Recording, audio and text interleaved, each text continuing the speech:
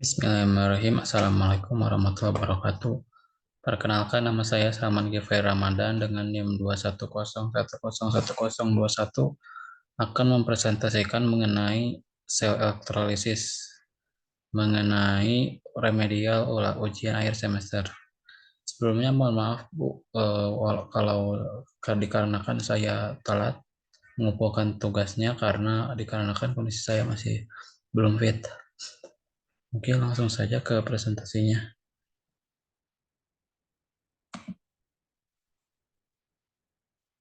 Sel elektrolisis. Pengertian. Mulai dari pengertian sel elektrolisis dilansir dari Mudah dan Aktif Belajar Kimia karangan Yayan Sunaria dan kawan-kawan. Sel elektrolisis adalah penguraian suatu zat akibat adanya arus listrik. Zat yang terurai dapat berbentuk padat, cairan, atau larutan. Arus listrik yang digunakan adalah searah, DC. Kemudian selanjutnya, ciri-ciri sel elektrolisis ialah terdapat tiga ciri utama suatu proses sel elektrolisis, yakni adanya ion bebas dalam suatu larutan elektrolit. Ion bebas ini nantinya akan menerima atau memberikan elektron yang dialirkan melalui larutan. Terdapat sumber arus DC dari luar, misalnya baterai. Kemudian dalam sel elektrolisis memiliki dua elektroda, yaitu katoda dan anoda. Lanjut, prinsip kerja. Sel elektrolisis berbeda dengan sel volta yang mengubah energi kimia menjadi listrik. Sel elektrolisis mengubah energi listrik menjadi energi kimia. Dikutip dari Ensiklopedia Britannica, sel elektrolisis memiliki dua elektroda yang bersifat negatif dan positif. Kemudian sel elektrolisis dicelupkan ke dalam larutan elektrolit yang mengandung ion-ion bermuatan. Kedua elektroda tersebut berada dalam wadah dan dalam elektrolit yang sama. Dan juga sel elektrolisis saat dialiri listrik, muatan listrik elektron akan memicu reaksi redoks pada sel.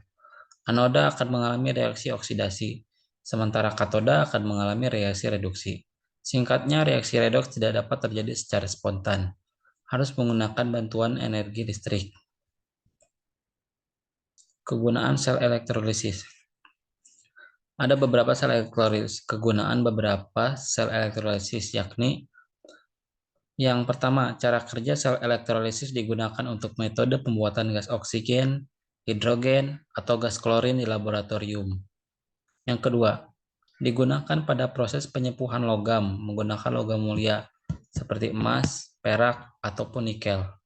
Dan yang terakhir, yang ketiga, dimanfaatkan untuk proses pemurnian logam kotor. Logam kotor diletakkan di anoda, sedangkan logam murni diletakkan di katoda. Gambar aplikasi sel elektrolisis dalam pemurnian logam.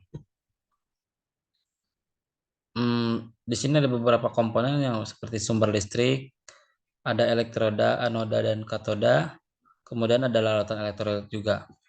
Prosesnya dalam gambar ini pertama aliran listrik. Kutub positif baterai dihubungkan ke anoda, dan kutub negatif dihubungkan ke katoda. Ada oksidasi di anoda. Ion Cu2+ dalam larutan elektrolit tertarik ke anoda dan mengalami oksidasi. Reaksi di katoda, ion Cu2+ di katoda menerima elektron dan tereduksi menjadi logam tembaga murni. Pemurnian tembaga. Tembaga murni dari anoda terlarut dalam larutan elektrolit dan kemudian terdeposisi pada katoda sebagai tembaga murni. Kemudian proses selanjutnya pemisahan impuritas. Impuritas dalam tembaga tidak murni, tidak terlarut dalam larutan elektrolit, dan tertinggal di dasar sel elektrolisis.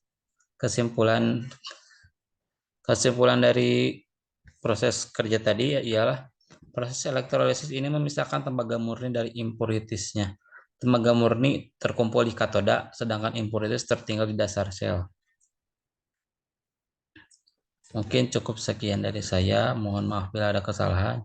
Wabillahi taufiq wal hidayah. Wassalamualaikum warahmatullahi wabarakatuh.